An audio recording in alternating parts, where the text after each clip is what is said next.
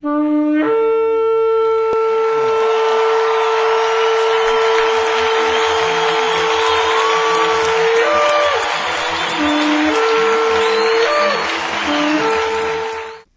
graça e paz, meus irmãos. Eu sou o pastor Ricardo Ribeiro, do Ministério Apostólico Atos 2, e este é um vídeo treinamento de atos proféticos, ferramenta para conquista de cidade, conquista de território e quebra de maldições. Deixe-me fazer uma pergunta para você. Qual foi a tua maior experiência como homem de Deus? Veja bem, eu não estou perguntando qual foi a sua maior experiência com Deus. Qual foi a sua maior experiência como homem de Deus? Observe que todas as experiências com Deus, de alguma maneira, envolvem o nosso corpo, envolvem nossos atos, muitas vezes beneficiando a nós mesmos, mas na maioria das vezes beneficiando algum necessitado. Vamos falar hoje sobre atos proféticos, mas não queremos apenas que isso seja um conhecimento, uma teoria para a tua vida, que seja uma unção liberada através desse vídeo para dentro da sua casa e que o Espírito de Deus te prepare como um profeta, não apenas de palavras, mas um profeta de atitudes espirituais. Romanos capítulo 12, versículo 1, diz assim a palavra do Senhor: E não vos conformeis com este mundo, mas transformai-vos pela renovação do vosso entendimento, para que experimenteis qual seja a boa, agradável e perfeita vontade de Deus. Todos nós sabemos que a vontade de Deus é boa, agradável e perfeita. Porém, acreditamos na maior parte das vezes pela fé. Afinal, a vontade de Deus deve ser experimentada. É isso que o apóstolo Paulo diz. Nós precisamos experimentar em nossa vida a vontade de Deus. E para que possamos experimentar, devemos ter fé. Afinal, apesar da palavra de Deus dizer que a vontade de Deus é boa, perfeita e agradável, como saberemos se não experimentarmos? Muitas vezes, durante a caminhada, seremos confrontados por entendimentos da palavra que não foram nos ensinados no nosso seminário teológico, na nossa vida cotidiana, muitas vezes estudando a Bíblia, como consequência de nossas orações e jejum, o Espírito Santo vai nos apresentar algo novo para experimentar. Será que estamos prontos a conhecer mais de Deus? Quando alguém nos oferece um alimento cuja aparência talvez não seja tão bonita, e essa pessoa diz: pode experimentar à vontade, porque isso é bom, é agradável. No fundo, bate em nós uma dúvida, um medo. E não é diferente o que acontece nesse texto. O apóstolo Paulo diz que nós precisamos ter coragem para experimentar em nossa vida a vontade de Deus.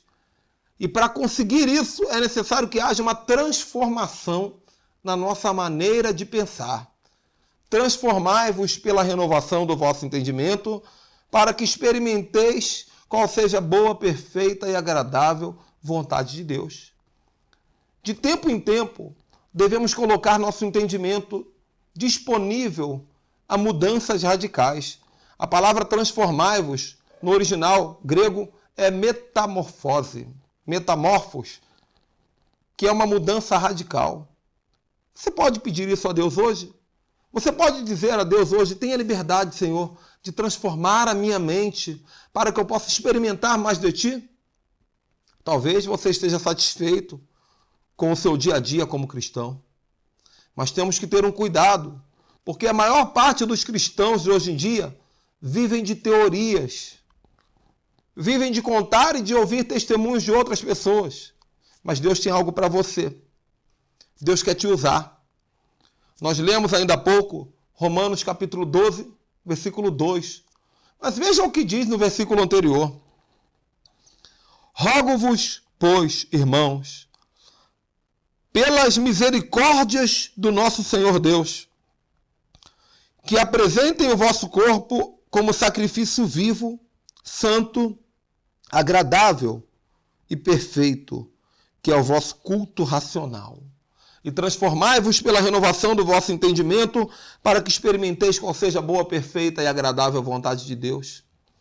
Antes de falar de transformação, e antes de falar de experimentar a vontade de Deus, o apóstolo Paulo diz que nós devemos oferecer o nosso corpo como sacrifício a Ele.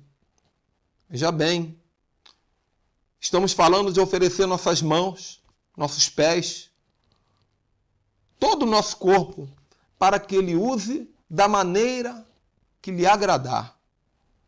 E veja a importância disso, como Paulo diz: rogo-vos, irmãos, pela compaixão de nosso Deus. Ou, em algumas traduções, pelas misericórdias de nosso Deus. Paulo, na verdade, está dizendo, rogo-vos, imploro.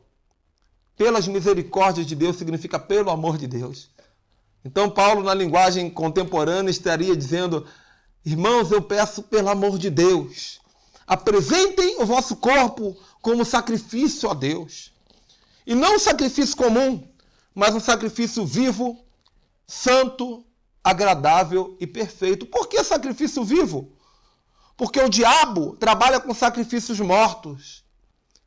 Os rituais da feitiçaria, da magia negra, trabalham com mutilação, suicídio, oferenda de pessoas mortas, sacrificadas, de animais sacrificados. Mas Deus diz, eu quero um sacrifício vivo. Sacrifício santo, porque as coisas do diabo não são santas, pelo contrário, são imundas, são profanas. Agradável, porque o diabo trabalha com coisas ruins, desagradáveis. A pessoa, quando vai fazer uma feitiçaria, ela está focada no alvo, mas ela sabe que aquele momento que ela está passando é algo terrível, algo desagradável. E perfeito, porque tudo que Deus faz é perfeito. O que o diabo faz é imperfeito. Pode oferecer uma proposta de mudança temporária, mas o fim é a morte e é o inferno. Tudo que o diabo faz é imitação do que Deus faz. E o apóstolo Paulo está dizendo para nós que devemos compreender que para que Deus tenha liberdade em agir através da autoridade profética, nós devemos oferecer voluntariamente o nosso corpo a Ele. Deus não vai tomar o teu corpo. Deus não vai te levar a um transe espiritual. Deus não vai te deixar fora de si, a não ser que você voluntariamente se entregue para isso. Ninguém nunca caiu arrebatado na presença de Deus, sem antes estar buscando uma experiência com Ele. Ninguém nunca foi tomado em uma autoridade de marchas, de pulos, de gritos e de brados, sem antes oferecer voluntariamente o corpo a Deus. O agir de Deus na vida de um profeta é gradativo. Ele acompanha o seu entendimento. Ele acompanha a sua mentalidade. A sua mente deve mudar hoje. E consequência dessa mudança de mente virá a experiência. E você vai experimentar o que é bom, o que é agradável, o que é perfeito da vontade de Deus. Uma certa vez eu conheci um testemunho de um homem que estava assistindo o culto em uma igreja bem tradicional, uma igreja bem quieta. Aquele povo cultuava a Deus em silêncio, praticamente não glorificavam em voz alta. Mas aquele homem tinha o hábito de orar em sua casa. E uma certa vez aquele homem disse, Deus, eu te entrego o meu corpo como sacrifício vivo, santo, agradável e perfeito. Certo dia, estava um culto acontecendo naquela igreja e aquele jovem estava sentado no último banco, quando o Espírito Santo falou para ele assim, vai lá na frente e pratique educação física. No meio de um culto, aquele homem ficou preocupado, assustado, e o Espírito Santo mais uma vez disse, você não me ofereceu o teu corpo? Faça o que eu estou falando. E aquele jovem agora, corajoso, audacioso, foi até a frente, durante o culto, e praticou algumas polichinelos, algumas flexões de braço, algumas abdominais. quando de repente um dos visitantes da igreja fica de pé e voluntariamente entrega a vida a Jesus. A igreja, confusa, perguntou àquele homem o que estava acontecendo. E o jovem respondeu: Deus mandou eu vir aqui na frente praticar educação física e eu obedeci. E aquele homem que entregou a vida para Jesus disse: eu nunca acreditei na palavra dessa igreja. Eu estava vindo a esse culto simplesmente para poder escarnecer do que eu estava ouvindo aqui dentro. Mas eu falei no meu coração, se Deus realmente existe, Ele sabe o que passa no meu coração. E eu quero ver se esse Deus pode mandar um desses irmãos ir lá na frente fazer educação física. E se esse homem fizer isso, eu entrego a minha vida para Jesus. Eu não sei o que passou no coração de Deus. Acredito eu que Deus estava com um excelente bom humor naquele dia. Ele tocou no coração daquele jovem. E aquele jovem, um profeta obediente, simplesmente obedeceu. Fez um ato profético. E uma alma entregou a vida para Jesus. Enfim, atos proféticos são atitudes feitas por um profeta no decorrer de sua vida terrena, mas que trazem uma mudança no mundo espiritual.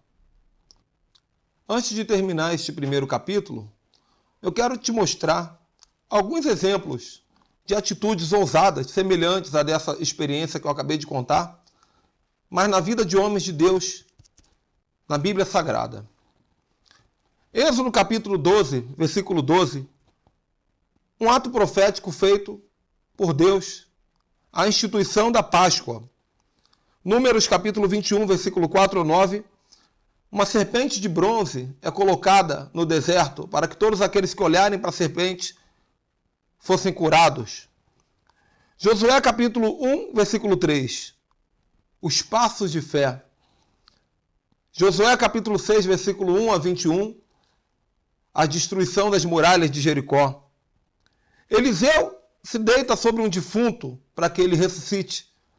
Davi é ungido com um óleo entornado de um chifre. Naamã mergulha 7 vezes no Rio Jordão e é curado, segundo o livro dos Reis, capítulo 5.